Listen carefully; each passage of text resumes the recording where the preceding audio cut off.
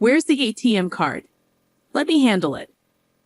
I've got it covered, Donald asserted as I grappled with cancer's onslaught during my hospitalization.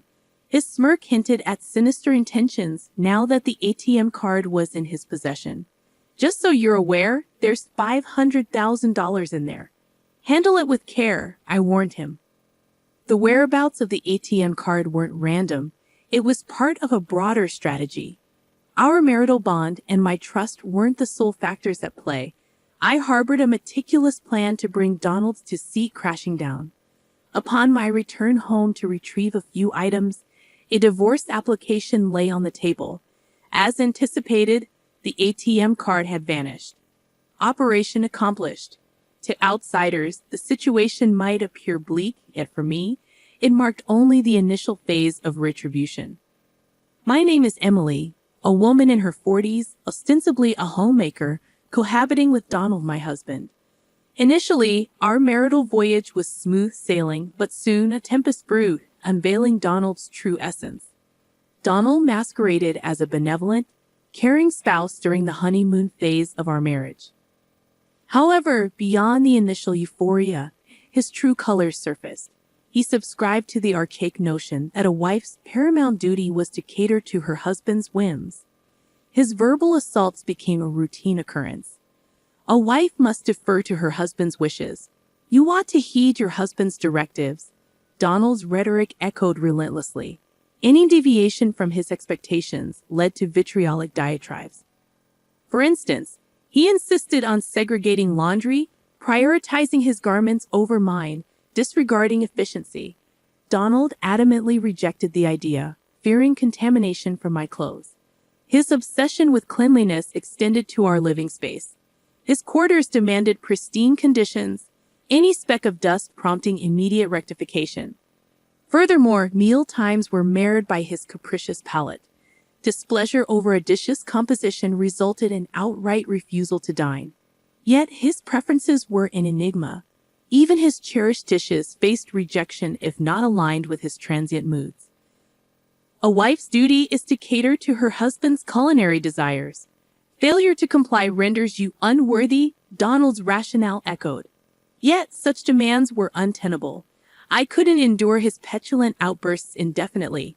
Nevertheless, each lapse exacerbated the domestic tension, further eroding our relationship. I was trapped in a cycle of appeasement and resentment, unable to break free from his demands. This forced subservience exacted a toll. Collapsing mid-chores, I succumbed to unconsciousness, the clatter betraying my fall. As I crumbled, a vigilant neighbor alerted the building manager, who promptly discovered me and dialed for emergency assistance. Rushed to the hospital and slowly drifting back to consciousness, my hopeful whisper, "Let them find nothing amiss," was swiftly shattered. Cancer had stealthily invaded my body. Whether its presence exacerbated my vertigo or not remained uncertain, but the sensation was debilitating, rendering me incapable of remaining upright. A compassionate nurse provided support as I collapsed into a nearby chair. Subsequently, the doctor advised summoning family members. I dialed my parents' number instinctively, only to remember that Mom had departed years ago, leaving Dad in a fragile state, residing with my brother and his wife 3 hours away by plane, a journey impossible in haste. Faced with limited options, I reluctantly reached out to Donald, but my call was met with his unattended voicemail. A futile message lingered in digital limbo as he had meticulously silenced notifications from me, ensuring delayed acknowledgement. Though tempted to venture home myself, medical counsel deterred such recklessness, leaving me resigned to my plight. Hours later, Donald finally responded with a succinct promise. "I'll come to the hospital tomorrow. Wait for me." His terse message, devoid of concern, weighed heavily on my already burdened spirit. Earlier, I had explicitly implored Donald to deliver my essentials promptly, a change of attire, toiletries, and other necessities essential for the day's exigencies. Despite my persistent pleas, silence pervaded his end, amplifying my distress.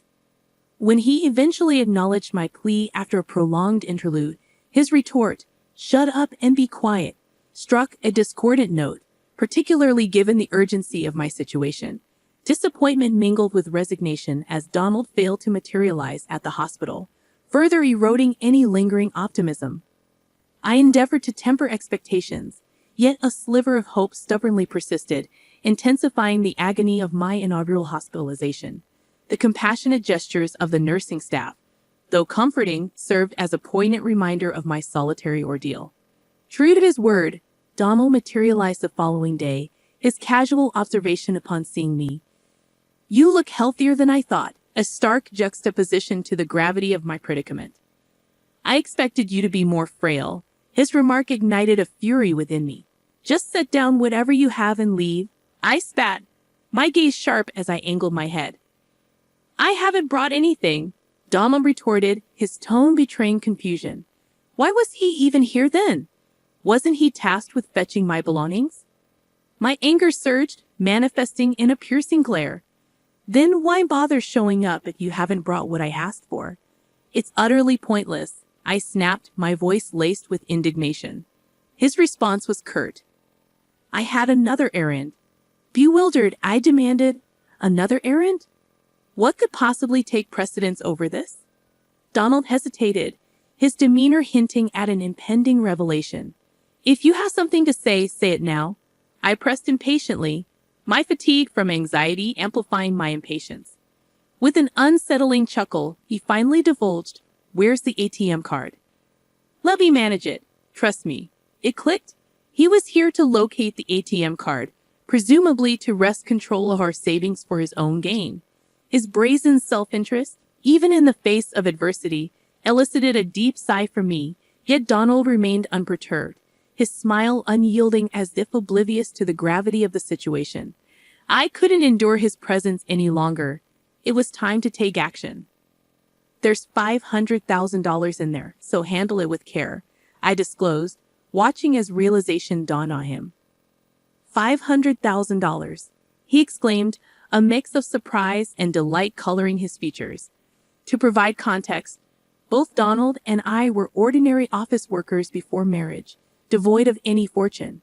The source of this sudden wealth, stocks. Following a friend's advice, I had delved into stock market investments during my tenure as a housewife, culminating in a windfall. Initially intending to save it for the future, I had harbored reservations about divulging the existence of this sizable sum, fearing Donald's selfish tendencies. However, driven by a desire for retribution against his repeated acts of self-interest, I opted to reveal the money's existence, laying the groundwork for my retaliation. Donald appeared convinced that his machinations were proceeding smoothly, but little did he know, it wasn't going to be as straightforward as he imagined. Thankfully, it was a holiday, rendering the bank's counters inaccessible. With Donald's return to work scheduled for the next day, withdrawing the funds would likely have to wait until evening. This afforded me a window of opportunity to set my revenge plan in motion. After consulting with my doctor and obtaining clearance, I was granted temporary leave from the hospital. Tomorrow would mark the culmination of my vengeance, and anticipation coursed through my veins. True to plan, the following day, I embarked on the pretext of retrieving my belongings from home. Yet my true objective lay elsewhere, despite the fleeting nature of the endeavor. The ache of longing for home was palpable as I stepped across the threshold. Donald absent, the house eerily silent. Within the confines of the living room, 2 documents lay conspicuously on the table: a divorce application and a letter. "Apologies for the haste, but let's dissolve our marriage. Kindly complete and submit the divorce paperwork," the letter implored. A cautious sweep of the shelf revealed the absence of the ATM card, confirming my suspicion that Donald had absconded with it. Ordinarily, the loss of such a substantial sum might evoke dismay, yet a smile graced my lips. "Operation successful," I murmured, the satisfaction palpable. Had Donald been present, my cryptic remark would surely have confounded him. With resolve, I proceeded to fill out the divorce application, gathering the essentials required for my hospital stay. Departing from the home we had shared for years, I ensured to file the divorce paperwork en route, severing the final tether binding me to Donald.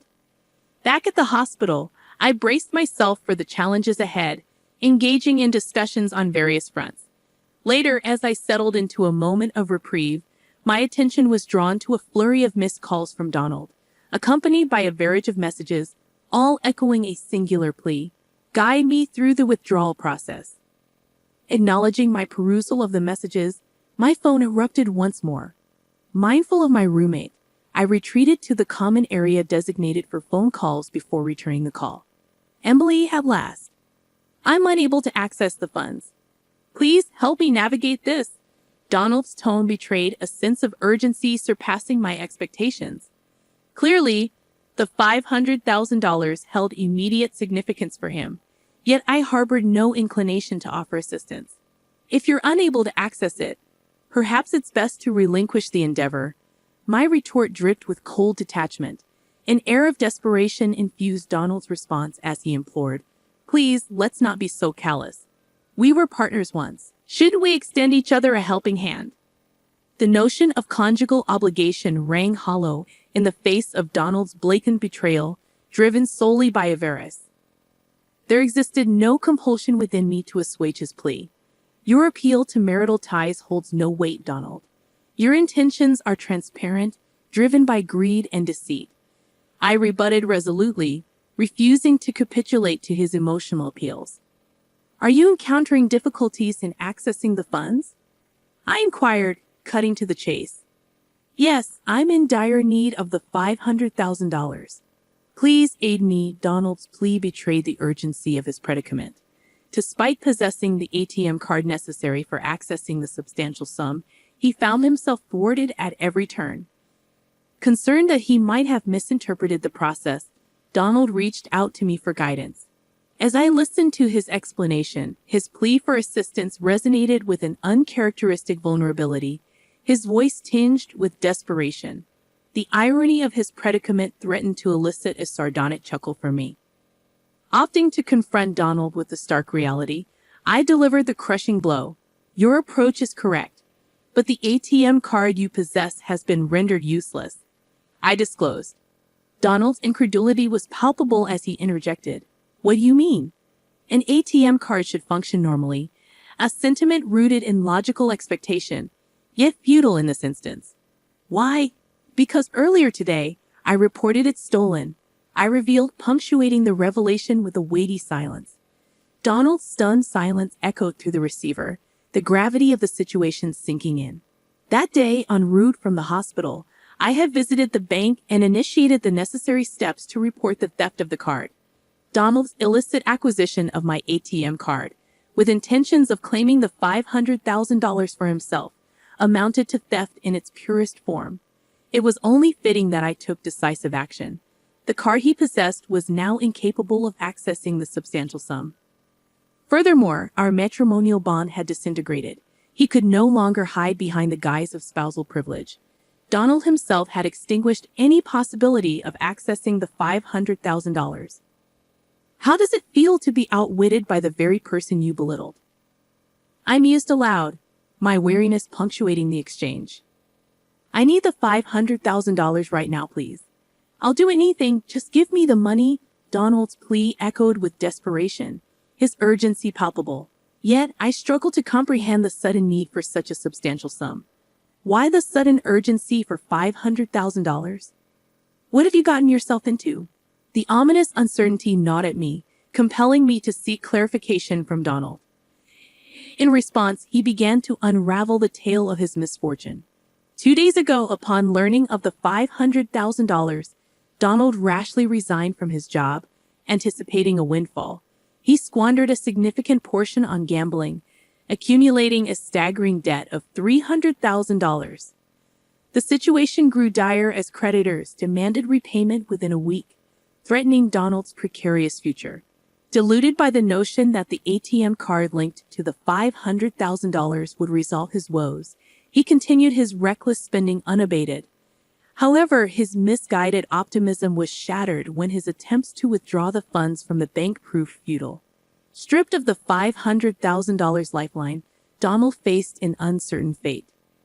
As Donald recounted his plight, panic laced his voice, rendering his plea for assistance all the more poignant. His distress seemed genuine, devoid of deceit or pretense. A heavy sigh escaped me as I processed the depth of his folly. Donald's reckless pursuit of wealth had led him down a perilous path, squandering $300,000 in mere days. The version of me that once endured his transgressions and lived modestly alongside him might have entertained notions of extending aid. But now, devoid of any remnants of affection for Donald, his pleas elicited no sympathy, only a wry amusement at his misguided expectation that I would come to his rescue. Yet Donald persisted, his pleas now tinged with desperation. "Please, you're my last hope," he implored. His persistence grated on my nerves, an unwelcome distraction from my pressing need for treatment. This predicament was entirely of Donald's own making. Had he demonstrated even a modicum of care as a husband and fulfilled my request to retrieve my belongings on time, I might have considered sharing some of the $500,000 with him. But his indifference spoke volumes. "I'm sorry, but I refuse to provide you with the $500,000 or offer any assistance. This is your burden to bear. After neglecting your duties as a husband for so long, it's cowardly to seek help now simply because we're technically still married," I asserted, my tone unyielding. "Don't be so heartless. Our history together as husband and wife can't simply be discarded with a piece of paper." Donald attempted to appeal to the remnants of our past. "What history? You've only ever leaned on me," I retorted, unmasking his attempts to manipulate the situation to his advantage. "I won't give in to your pleas, no matter how desperate you become." Donald's desperation only seemed to intensify. "Please, Emily, I'm begging you. You're my only lifeline. If you abandon me now, I don't know what will become of me." His words bordered on blaming me for his misfortune. Yet it was Donald who bore sole responsibility for his predicament. Had he not squandered recklessly, he wouldn't be facing this uncertain future. If he hadn't chosen to sever ties with me simply because he believed he had access to wealth, none of this would have transpired. Enough with the excuses. You're facing the consequences of your actions. Deal with it yourself. Goodbye. With those words, I terminated the call. Ignoring subsequent attempts from Donald to reach me, I took the proactive step of blocking his contact to forestall any further communication. With the divorce papers filed and formalities completed, Donald and I were now strangers, our ties officially severed. Embracing the newfound liberation from my past, I confronted my battle with cancer head-on. After a grueling struggle, I emerged victorious and was discharged from the hospital. Through a friend, I learned that Donald's whereabouts remained a mystery since our last encounter. Bereft of contact with me, he resorted to desperate measures, reaching out to family and friends in a bid to borrow money. However, the exorbitant amount he sought, $300,000, coupled with the urgency of his request, raised suspicions, and he found himself unable to secure any assistance. In essence, he was trapped in a cycle of debt, unable to repay the borrowed sum. Though uncertain of Donald's fate, it was evident that he was enduring a fate worse than hell itself. A profound sense of satisfaction washed over me at the thought. As for myself, having triumphed over cancer, I relocated from the house shared with Donald to a new abode, where I commenced working from home, relishing in my newfound independence. Thankfully, my financial stability remained intact. While friends occasionally inquire about my prospects of finding love anew, the harrowing memories of my tumultuous marriage with Donald have dissuaded me from entertaining thoughts of remarriage. I find solace in living freely and contentedly, embracing solitude over the complexities of married life.